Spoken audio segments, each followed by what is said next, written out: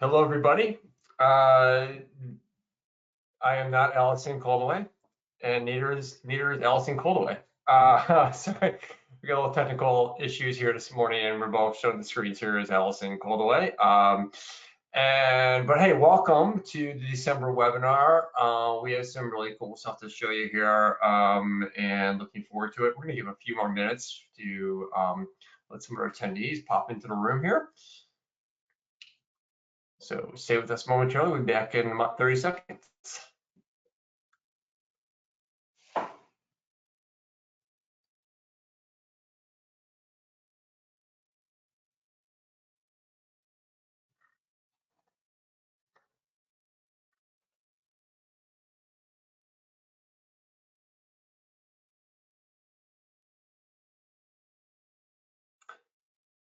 All right, well, let's get started. Happy holidays, everybody. We are 1 week from Christmas. Well, it just seemed like it came up really fast this year. Well, it was Thanksgiving, I guess, was the latest it could possibly be. So, but here we are, and we're going to go over today a review of 2024 and setting the stage for 2025 success. So my name is Scott Ebeling, Director of Pricing Strategic Solutions, and with me, of course, is Ellie Black, Manager of Pricing and Strategic Solutions. So can you use this saying that, Ellie? Your last name, congratulations again. And today we are going to go, first we're going to talk a little bit about Box. Ellie's going to jump on that. I'm going to market update. There's some interesting stuff there. I've researched the last few days here, came up with a couple little tidbits, and you can look at a little review of 2024 and a forecast going into 2025, which of course is the theme of this whole webinar. And Allie's going to go over with Box, some changes here, and you know, some of the stuff that's coming up. So with that, let's get started. Ellie, take it away. Awesome, thank you, Scott. Yes, definitely. Still getting used to the new last name, so, but for those of you guys who don't know Broker Online Exchange, maybe you don't work with Box yet or are just starting your partnership with us, we wanted to take the first part of this webinar just to introduce ourselves. We are Box, or Broker Online Exchange, and we are your ultimate commercial energy brokering partner. We provide independent energy brokers and affiliates with access to all top electricity and natural gas suppliers, instant pricing, and cutting-edge software, all supported by industry experts. Box has become the largest network of energy agents, brokers, and consulting firms in North America. We connect a variety of diverse energy partners so each can benefit from streamlined, efficient options in deregulated gas and electricity. You can see how you can scale your energy business if you're just working in one market. Maybe you're only licensed in one market, but you want to expand into some others. Maybe you're only doing power and you want to do gas. Maybe you're only doing gas and you want to do power. Either way, we're here for you, and you can check our deregulated map out here. You'll see natural gas options available in green, natural gas and electricity options available in blue, and then there's a healthy portion of the Midwest and the West and North Carolina that is in that kind of gray striped color. Those are limited markets. The lower 48 is deregulated for both natural gas. And so basically these areas don't necessarily have choice programs. Customers that are, you know, small commercial or residential may not have the ability to shop for an energy supplier, but large commercial customers do, or may, depending on their rate class and their overall consumption. So if you do have a customer in any of these areas and you would like for us to take a look and see if there's an opportunity for us to help them with their energy supply costs and help them manage, then that's something that we're happy to do. We would generally do that by connecting them with one of our awesome energy supplier partners. You'll see those on the next slide. You'll see a lot of names that you recognize, the Constellations and Direct Energies of the world, along with some smaller names or regional names like TXU, and smaller businesses who may not provide matrix pricing like CPV. We really truly value all of our partners. We wouldn't be here without them. We appreciate their partnership, and I just wanted to shout that out through this year. We wouldn't be where we are without any of them. But we really treasure those relationships the way that, the same way that we treasure our broker relationships. We use our large partners really to lean on their industry expertise and their larger footprints that can help multiple customers in one go. And we also partner with, like I said, a healthy amount of smaller suppliers who lend us their more niche expertise in their particular market and their particular vein. So we're happy to have all of them and happy to connect our customers to basically our ecosystem of suppliers. One of the other things that Box works very hard to do is to provide our brokers with an entire suite of solutions. So not necessarily just access to instant pricing or some of the tools and resources that we have available, which in and of itself is really, really awesome. We'll talk a little bit more about some of the improvements to those resources and the things that we're looking at building out in 2025. Super exciting stuff. But as everybody who's in this industry knows, buying electricity can be really complex. And with complexity comes the possibility of customers signing contracts that don't include what they anticipated. Our goal is to ensure the customer gets the best deal and contract terms and price and product design that performs really well for them. The lowest price shown, as we all know, doesn't necessarily equal the best price. And a fixed price may not truly be fixed. It may be more of a fixed adjustable price, just depending on the way that the customer or the way that the supplier has the contract written. Our executive management and our leadership has worked at suppliers. We've built supplier optimization models. We've built out these systems for sustainability strategy and benchmarking. They've written these contracts, and so we're very familiar in all of these spaces and happy to help customers who have goals, above and beyond just procuring their next contract. We really want to make sure that we are a partner with them and with you, and give you the ability to manage them throughout the entire contract term and to capitalize on any opportunity that they bring you, whether it's a different commodity, a different market, a little bit of maybe an ESG or a renewable goal that they need help with. And so we're happy to consult on all of these opportunities. We've had some really, really awesome calls with customers lately and had some agents doing really, really awesome work with really large aggregate deals and really larger complex deals that we've gotten across the finish line this year. So we're here for you guys. We want you guys to know that you have an entire team that's available to be behind you. And we're really here to equip you guys however we can and just help you guys look like rock stars in every meeting. So if there's a way that we can help do that, if there's an opportunity that you'd like to review with us, please reach out to your account manager or get in touch and start partnering with Box. We're here for it. With that, I'll pass it back to Scott for our market update. Thank you, Allie. Yes, and great points there on really, we're here to help you guys out. We're here to get the same mission as you to get the deal done and to help the customer in the end. We look at it as a triple win. And with that, a lot of these charts I'm going to show here in the next slide deck, we create these in-house. We do the in-house research. We can put proposals together for our larger customers. That's really an incredible mission. It's a great opportunity for you when you're going with these other customers. And we've had many calls, many of these webinars, and we're very, very happy to review all the material again. And we can send them to you. We have webinars and we send the material about how to be a better consultant and the stages how to do that and win these larger deals. The larger deals are where there is money there. This is where big money is at. And for you guys, we have the full capabilities for you guys to compete against any other consultant out there.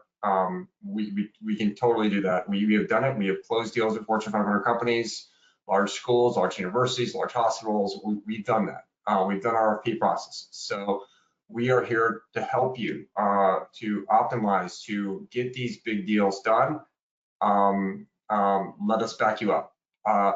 And the last stat here, and I show this to everybody, is when our team, one of our members of our team, Allie or myself, are able to get on a call with a customer, with you and the customer, and we have this team meeting with the customer, your chances of closing a custom deal go up 258%. And it doesn't cost you anything. So it's a no risk proposition. So with that, I will now move on to the market update and I'll get off my soapbox. Here we go. This is from last month. Not a ton of change. Again, seems like there's a lot of change. Every month, this time of year, it seems like there's a lot of change. And the gas market didn't move a lot, but it came back down. We had a little cold weather snap in there that just kind of like brought the market up. It happens every single year. And then, the market faced reality and it comes back down. But there was a big movement in ERCOT, 25, 26, 27 throughout the calendar strip. That's just because ERCOT came out with a new kind of a resource demand kind of update they should do every December. And it shows that there's, going to be less resources for the demand available. And so that moved the market up, as would be expected. Other markets just kind of more kind of quiet. The heat rates in PJM and Zone G and New York, basically ComEd, Ameren, they all came off a little bit, really just because, again, because of the weather is coming in here and LMP is coming lower. But need pool is a little higher, really just there because we have $15 gas out in Europe right now with the cold turn. And one fun fact about Europe right now is they've had their fastest decline rate in 10 years so far for the beginning of this winter. So the first month of the winter, they've had their fastest decline rate in 10 years. So that storage kind of surplus there can quickly deteriorate, and we start having big issues there again in Europe, which is going to be bullish for LNG, and really in NEPOOL. They compete for that same gas. So when NEPOOL needs gas and they import gas there because, people that want to build a pipeline from the most prolific shale field in the world in Pennsylvania out to the New York NEPOOL area. And now you have to compete with Europe for gas. So that's the situation there. So with that, we'll go right into, this is kind of a review of the year. This is what happened in ERCOT prices here. I am now looking at this chart here. We have a little data glitch here in that yellow line there for in 27. Those prices actually should be more kind of in line with the 26. We'll fix that. But needless to say, you can see here, this is where it moved. And the markets are relatively, so we're kind of near the highs for the year right now for 26, 27, which is about a little bit where that blip was in January. And 25, though, we have, again, we're finishing about where we started, despite this kind of volatility in the middle. But index prices here, ERCOT have been very tame. 2024 average 26.46. We do have a couple more weeks left in December, which is looking warmer. So this is probably going to figure right around that 25, 26 area. It will finish out there. Our highest month was 42. This is one of our big stories we talk about in our recapping here. And this is just the ATC index price. It's hard pressed to search out there and go buy ERCOT when in the upper 40s when we got $26 LMPs floating around there. So now West Hub, this chart is accurate. A little flip from ERCOT because you see 26, 27 above 25. So with that, really, what we expect here is, again, this resource adequacy, this is demand. You see this big spike we had here, and this sort of cap that, this big spike we had here. This was all due to the data center stuff that amazingly, this news was popping out here, and we were talking about it on the January webinar, actually. And then it finally got a hold of a story within the press, and it took off, and speculative buying by hedge funds, everybody came in around here. It was kind of really weird how that was delayed. But if you look at this, the volatility was in the back years instead of the front. Not as much volatility. There's like a $6 range here in 25.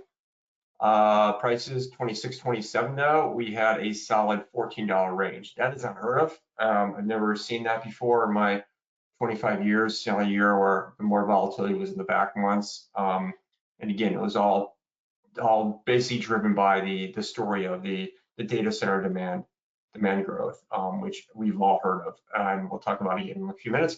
And here's the index prices, higher than ERCOT. A little more volatility, but again, not many fireworks here. We just had a $45 in July with a warm month there, and that's expected. December so far, 42. But again, we've had a colder, pretty below normal temps here on the East Coast. And it's going to be warming up here, especially the latter part of the year. So we expect that December probably to hit down and close around 35, which would bring this average down probably just under 33, right around $33. And again, we're seeing in that mid 40 area for West Hub for power prices in the curve. So the forwards are definitely much higher than where the LMPs are clearing at. And now just looking at natural gas, again, same chart, 25, 26, 27. And pretty much moving in tandem. The spreads here have never really moved out all that much. But we started the year at 350 for the 25 gas. We're finishing there in the low 320s for the calendar strip, and pretty much finishing around the same levels in 26, 27 on the forwards where we started. And again, not much volatility here. Again, we had really less than a 25 just the front year coming up, traded within a 70-cent range. Pretty odd. One of the lower volatility years I've seen historically here.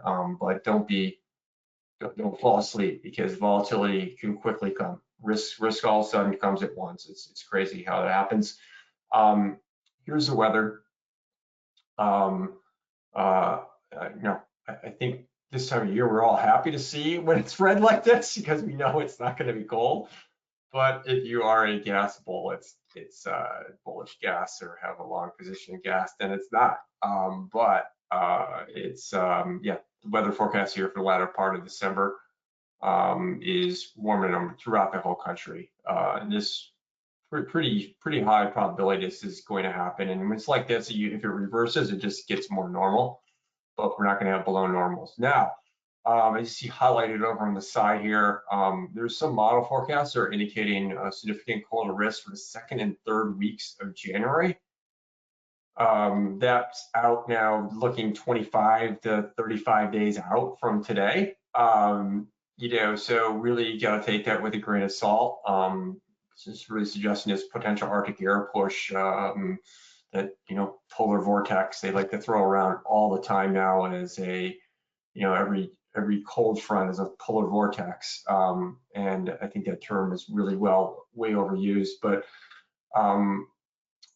but anyways, this is long-term forecast. It certainly is uncertain. But the signals come up pretty strong from a couple different services. It's not just one.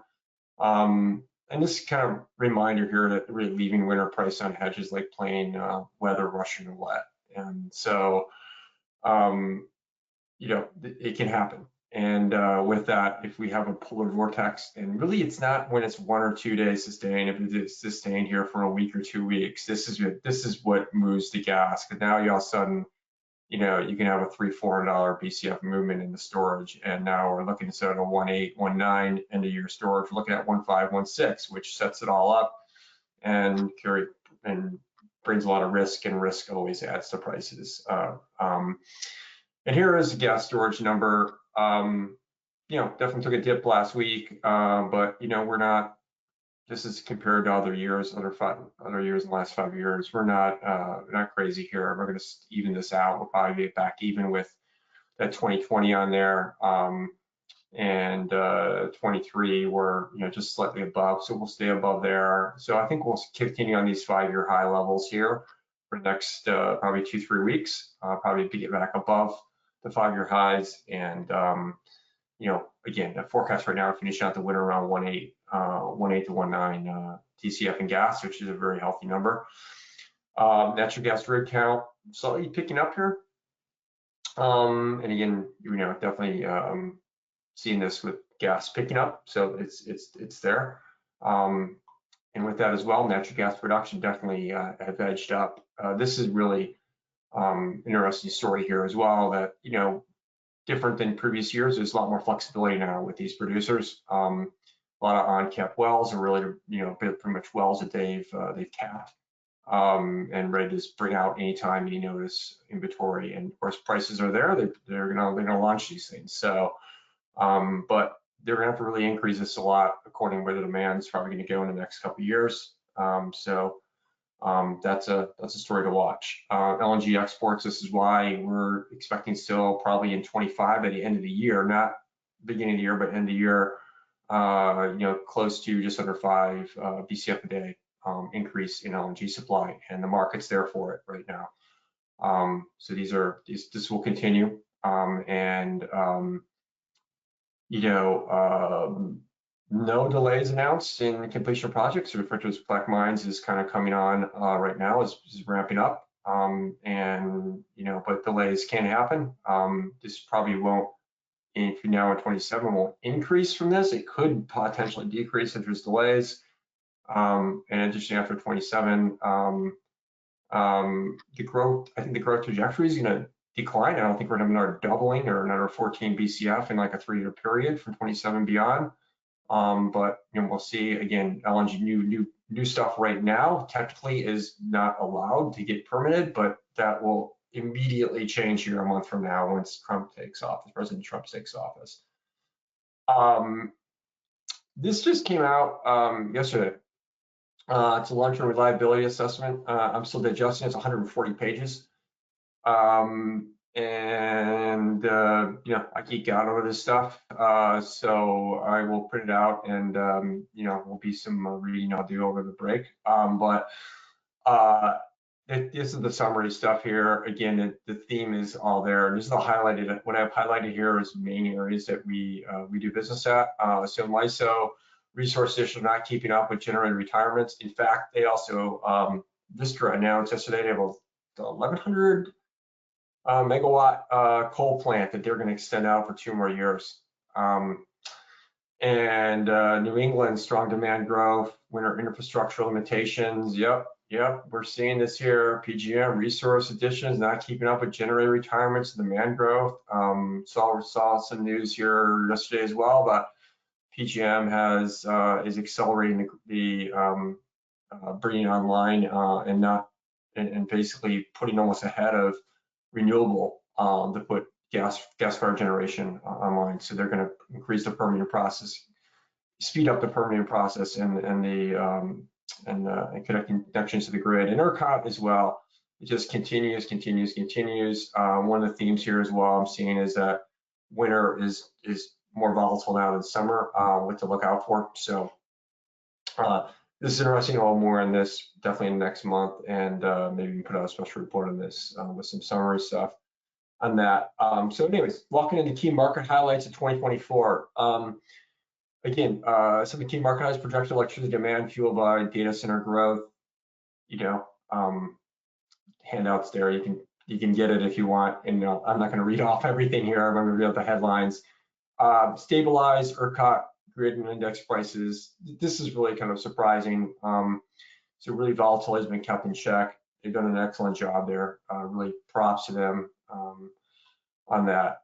Rapid growth in energy storage deployment. These are coming out. They're coming out. It's really interesting. This has definitely helped at ERCOT. It's going to start growing in other ISOs as well. And this is important related to the battery storage.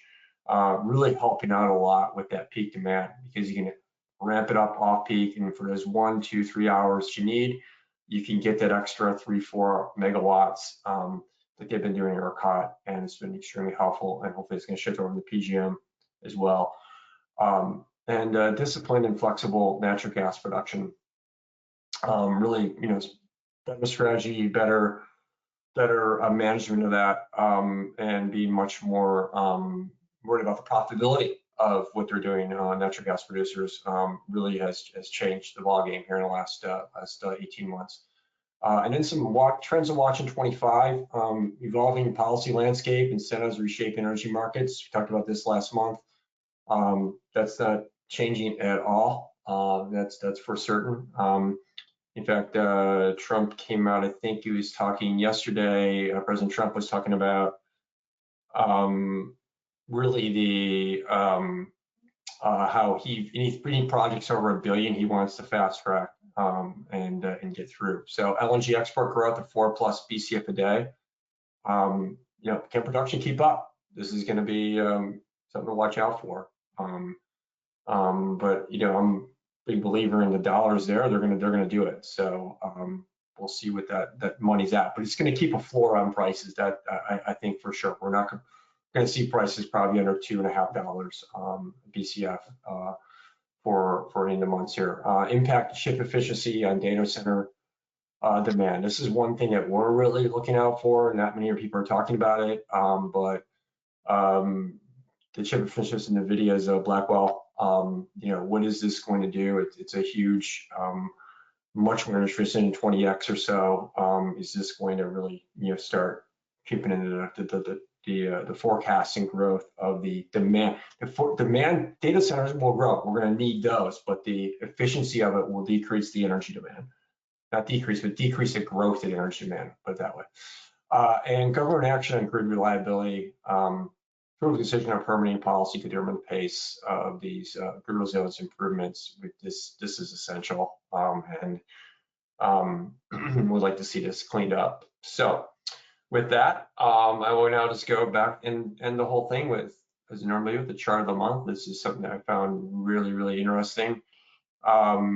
And this shows really where we're at right now with energy, how it's produced worldwide, where we're getting our energy sources. And this is not electricity generation, but energy overall.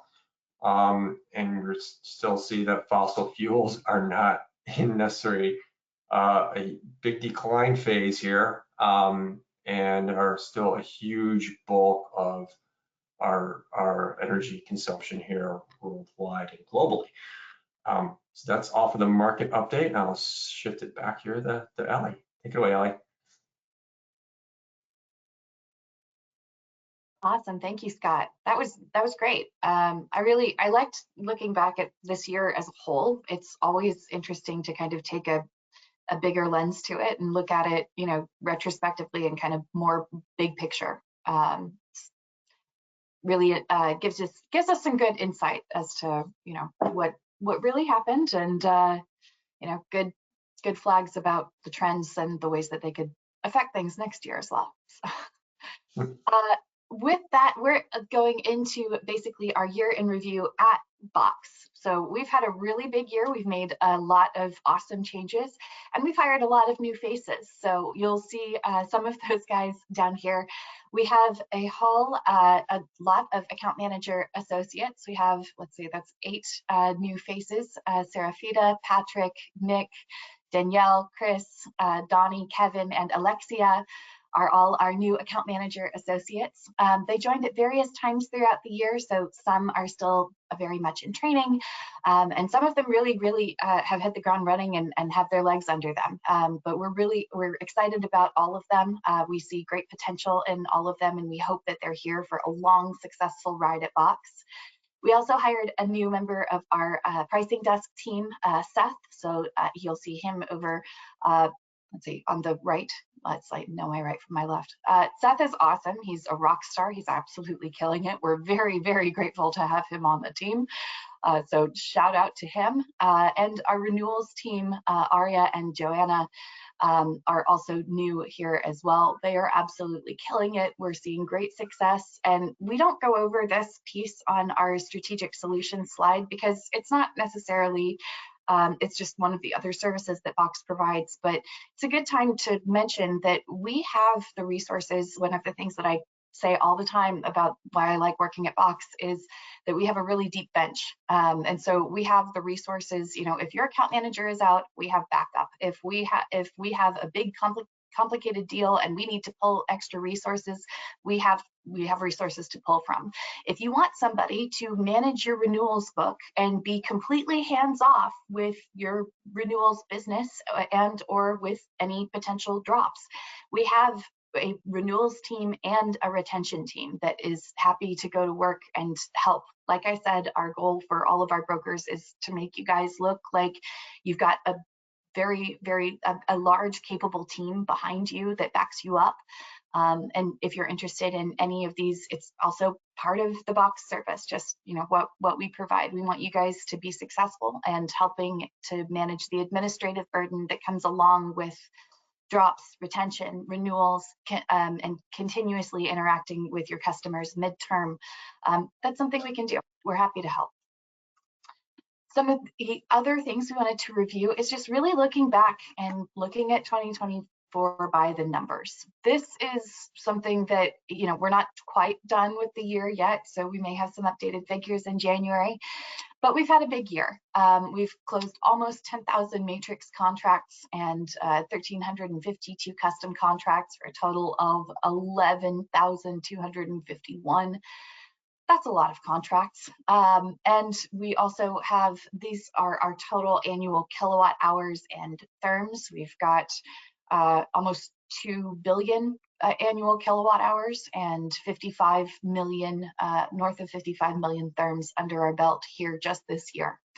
And keep in mind, those are annual numbers. They don't necessarily reflect the whole term length. I think our average term length was somewhere between 24 and 36 months. So really those numbers are even bigger. But whenever you're thinking about Box and the place in the industry that we represent, understand that these are the numbers that we're bringing. These are the number, this is the weight that we have behind us. This is the business segment that we represent in the industry. We absolutely are very grateful to all of our broker partners and our supplier partners that help us to be successful. We wouldn't be here without both sides. But we're also very proud of where we are in the industry and the segment that we have been able to capture. We're looking forward to a lot of growth in 2025. So with that, some of the changes that we've made to help support that growth, both this year and continuing into next year, we're really focusing on building out our system and new resources for MSC, which is our system, My Service Cloud. We did begin a UI UX rollout this year, and we also really enhanced our tools and resources page. If you guys haven't checked out the tools and resources page, it's awesome. We have access to real-time power pricing, to natural gas pricing, to historical pricing. You can come and pull, what pricing is doing in any particular market. We also have really awesome training resources available there that go over different MSC features. Like I was talking about with our renewals team and retentions team, we have some tech resources there that can automate pieces of that process as well. So really looking at beefing up kind of our education center and also making the system just prettier, easier to navigate in general, kind of more in line with other CRM systems that you might be familiar with. And we intend to continue that growth. We're really, really excited about next year and 2025. We'll have additional educational resources coming. We'll have additional CRM functionality that really helps with the whole new look and feel of the new UI UX. We've got new custom pricing management tools, which if you have met me ever, you know that I'm very, very, very excited about. We're so thrilled to have some new ways to manage our custom pricing, to manage multiple offers, multiple products, multiple terms, multiple start dates, multiple account scenarios whenever it comes to your aggregates. So we are really excited about growing out those tools. We'll have with all of that enhancement going on with custom pricing management and all of the functionality, we're also building out more customizable, more flexible pricing proposals so that you guys can maybe insert your own pages, give the customer some information on your company. We can theme them. We can choose whether or not to show a savings analysis or some monthly usage or market trends or different analyses on different products. So again, very excited about all of that. I think all of the things that we're working on are, again, more tools for you guys to have in your tool belts when you're talking with customers so that you guys can better articulate, better explain the service that you provide, and overall just look like rock stars.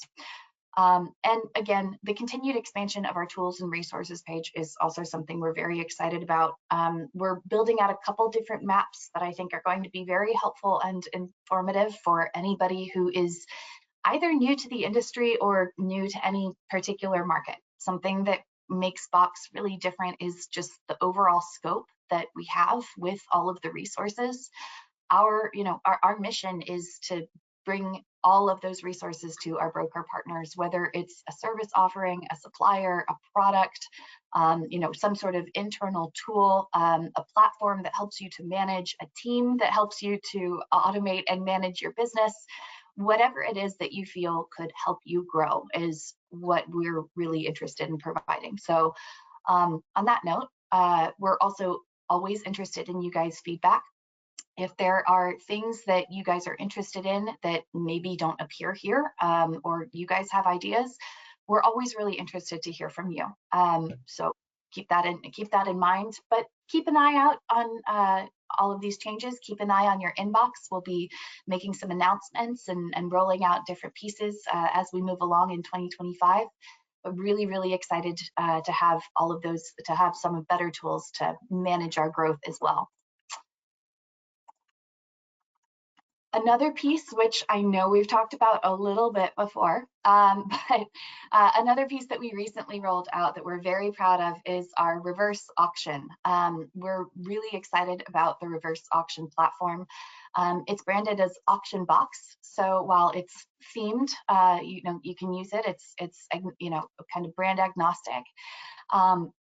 Customers some customers require reverse auctions, but reverse auction really works well for customers who are in the public space and may have a fiduciary responsibility to their stakeholders to ensure that they're getting the best deal.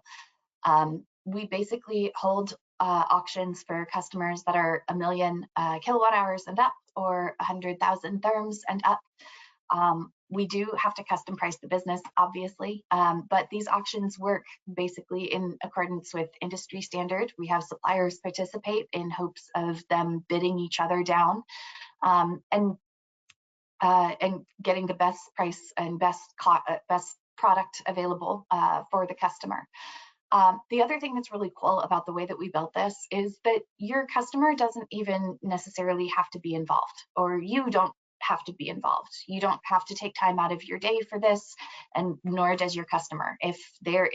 Customers have their own businesses to run, and so one of the things that we built out whenever we were building this platform is a really nice report that shows all of the auction activity as it happened. So you can see which suppliers came in, what their bid was, what the product was. You get a nice clean report of where everybody finished out and the direction that we recommend. If there are any specific notes or caveats or recommendations that suppliers want to pass along, that's something that the report includes as well. So we're really happy about this new tool and really excited to put it to some use. I know we've had some really great success with it just in the time since we've rolled it out. So we're happy again to put it to work for you. Scott, do you want to say anything more on the reverse auction piece? I know you've had some wins there. Yeah, I think just a couple things. One is with this demo now, it's like you can just show us your customers how it works now. A couple things is that first of all, we created this because we know there's been some consultants out there that literally thrive on this, not just internally here, but really there's some out there, competitors of all of ours, large ones, that this is how they do it. They advertise, this is our process, right? So one of our most successful consultants that comes through Box, they've been utilizing this and very successfully. And the way they've been doing it is they just been telling the customer, like, hey, this is just our process. This is how we do it. It's not a question of, do you want to do this? It's like, this is how we do this for deals over 1 million kilowatt hours and above, is we, on a day you are ready to buy, we try to squeeze down that pricing and get that extra, 25, 50, 75 cents a megawatt hour. And we basically squeeze that rest of that juice out of that orange or lemon, whatever you want to want, and we get it, and then we just send this, we run this thing, process 15 minutes. No one has, you guys don't have to watch whatever, but we'll send a report afterwards, and then we can choose a supplier. So, you know, because the pricing is good for the rest of the day. So a good way to say, hey, on the day you're ready, you set a meeting with your customer at say 1 o'clock. We'll run this auction at 11. We'll send you a report right afterwards, and you can sit down and walk through your customer with this report. It's a great report. It shows just kind of the snapshots of it. It shows kind of the bids, and it shows the auction history. All we ask is that it's not abused. I mean, there's no obligation to run the auction that anybody has to do anything. We just want to make sure it's not abused in the fact that when we run this, we have suppliers bidding in on the prices on this. So, and they're taking time out of their day to participate in it, and they're going to stop participating if there's oftentimes like, yeah, we're going to do this again. We're going to do this again. So really the limitations are we'll do this once per customer for sure, and probably, you know, 2 or 3 times where a customer didn't do it, where we're going to start asking questions of what's going on, because you know, what's going on with, you know, in a way of you know, kind of slowing down the amount of times we do this with that individual broker. So anyways, what I'm trying to get to is just try to be have it be a process. Hey, when Mr. Customer, when you're ready to sign, this is our process we do. We'll run this auction. I'm going to run this report over to you, how it goes. We're going to have all the bids in front of us. We're going to choose a supplier. We'll get a contract out here. We're going to sign that day. We're showing a bigger increased close rate of that day when they say, because I know one thing we see all the time by customers is like, yeah, I'll be ready to execute on Wednesday, you know, December 18th. And you get to them and they show them price, like, well, I don't know, maybe we'll go on Friday. And then it turns out the Tuesday and then the Thursday. And instead, if you show them like, hey, this is the process. When you're ready, let us know. And then we're going to get you the pricing and we'll sit down. Now they feel like they have this more, customer will feel like an obligation to actually close that day.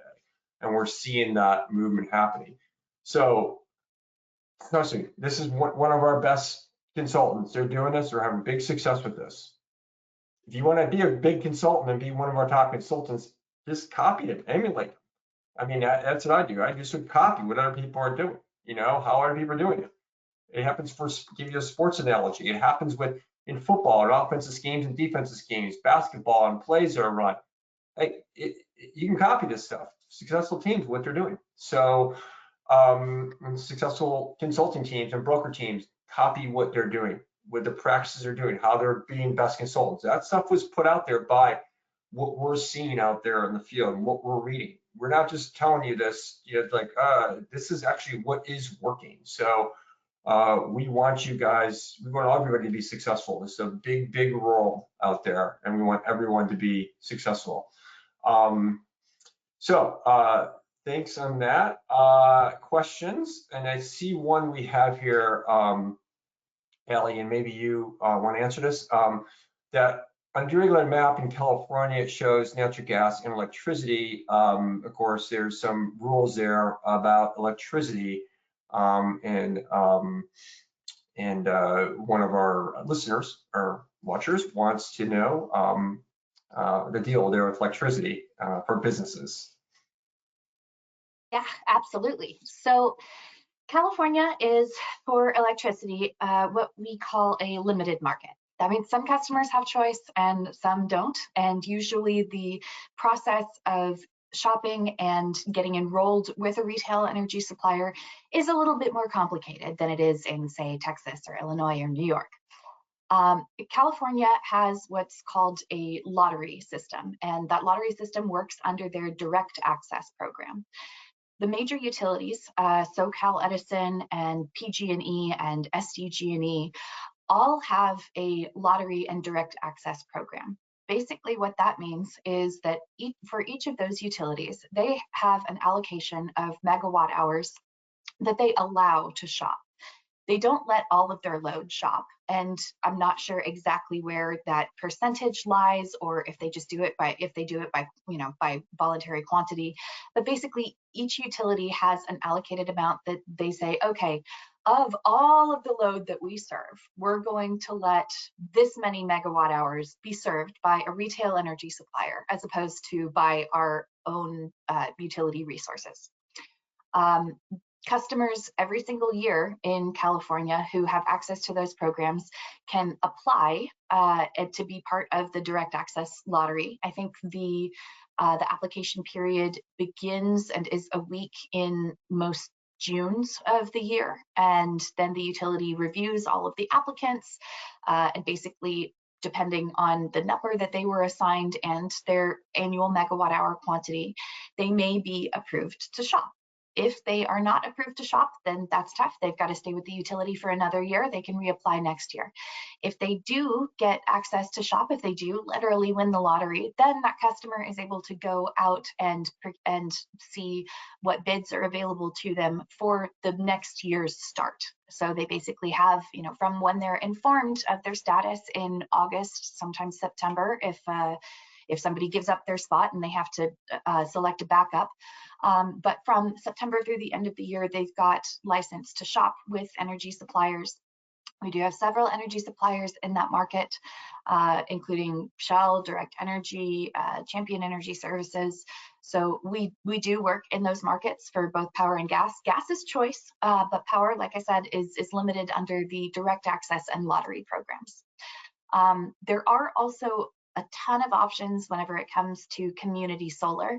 And so we do see fairly often, if we see something on the customer's bill, you may see a supplier listed, but it may be a community solar aggregator rather than a retailer. And those two things are different. So if you're interested in, in looking at a customer and seeing if they are already with an energy retailer, that's somebody we can help. Once you have taken advantage of the direct access program, you can choose to stay on it, basically indefinitely, or you can choose to go back to the utility post-term, whatever you want to do, just depending on, what your experience is. But I think most of the customers, once they are in the program, once they're being served by a retailer and they're seeing the results of the performance of a retail supply product versus the utility, most of them don't want to go back. So that also influences how much utility capacity is available to those customers. So that's a pretty general overview of the way that those programs work. If you have more questions, reach out to your account manager. We're happy to set up a call.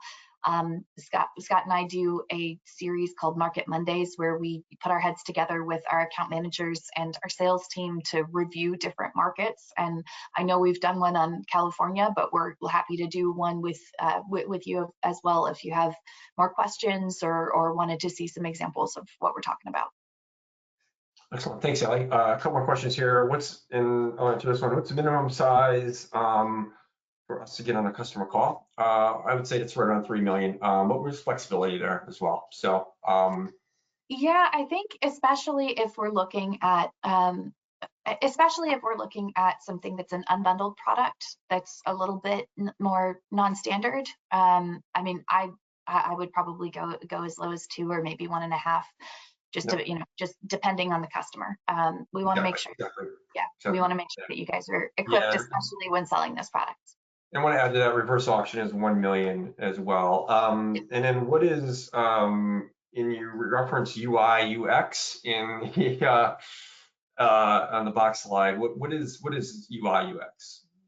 UI is user interface, UX is user experience. So those are two terms that really just refer to the way that any given software platform is designed. We want it to be pretty. We want it to be easy to use. We want it to make sense. We don't want functionality hidden behind obscure buttons or clicks where you don't really know what that does.